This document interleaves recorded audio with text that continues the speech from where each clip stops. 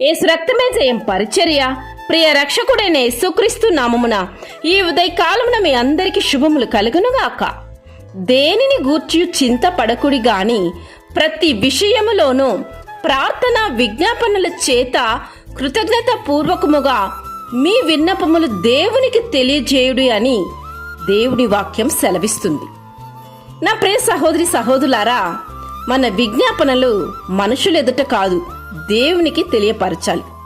అలా తెలియపరిచినప్పుడు సమస్త జ్ఞానముకు మించిన దేవుని సమాధానము క్రీస్తు యేసు వలన మన హృదయములకు మన తలంపులకు కావలి ఉండునని దేవుని వాక్యం స్పష్టముగా తెలియపరుస్తున్నది. మన కష్టాల్లో నష్టాల్లో మనం దేవుని బిడలమని, ఆయన సొత్తని గ్రహించి మనలను మనకున్న ప్రతి పరిస్థితిని ప్రభువుకు అప్పగించిన ఎడల తప్పక కనికరింపబడతాం, ఆయన కృపను పొందుకుంటాం. మనం పొందిన శ్రమలు అవమానాలను మనం మేలు కొరకే అని మనం గ్రహించాలి. ఆనందించుడి, మరల చెప్పుదును ఆనందించుడి, మీ సహనమునకు సకల జనములకు తెలియజేయుడి అని దేవుని వాక్యం సెలవిస్తుంది. పౌలు వలె మనమును ఇటువంటి స్థితిలోనూ దేవుని మహిమపరచగలము. కృతజ్ఞత పూర్వకముగా మీ విన్నపములు దేవునికి తెలియచేయుడి అని వాక్యం సెలవిచ్చిన విధముగా మనం పొందుకున్న ప్రతి మేలులకు దేవుని స్తుతించాలని మనం మరవకూడదు. అనగా స్తుతి ద్వారానే స్తుతిస్తూను మన జీవితంలో పొందుకోవలసిన ప్రతి ఆశీర్వాదాన్ని మనం అందుకోవాలి.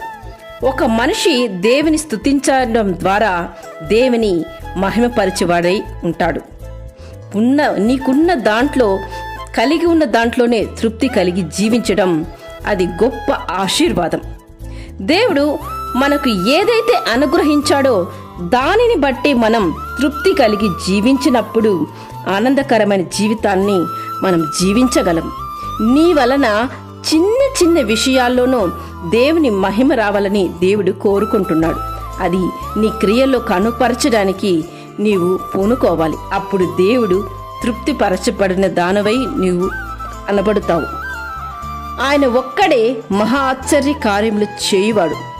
ఎండిన నీ జీవితంలో నీటి బుగ్గలు పుట్టించువాడు. ఆయన హస్తముల నుండి కిరణములు బయలు వెల్లుచున్నవి. అచ్చట ఆయన బలము దాగి ఉన్నది అని దేవుని వాక్యం సెలవిస్తుంది. కనుక నీ జీవితంలో కనపడుతున్న ఏ ఒక్క భారమైనను దేవుని చెంత సమర్పించు. నీ జీవితంలో సస్యశ్యామలాన్ని దేవుడు అనుగ్రహించి నీ ప్రతి స్థితిగతిని మార్చి సంతృప్తిని దేవుడు అనుగ్రహించునుగాక. ఆమె యేసు రక్తమే జయం పరిచర్యలో మీ సహోదరి. God bless you.